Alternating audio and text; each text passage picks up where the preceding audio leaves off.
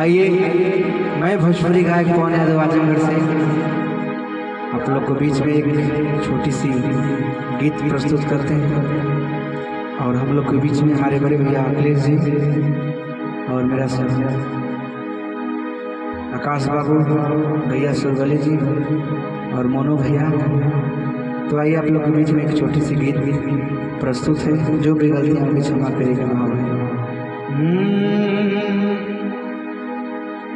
कि चली जा रही है,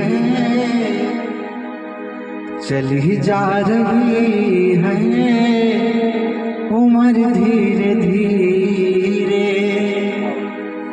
हे पल पल आठो पहर धीरे धीरे, हे पल पल आठो पहर धीरे धीरे,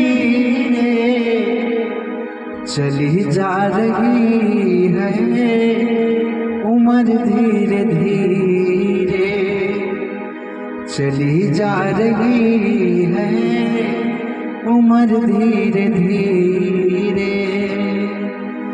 वो बचपन भी जाए जवानी भी जाए, वो बचपन भी जाए जवानी भी जाए, बुढ़ापे का होगा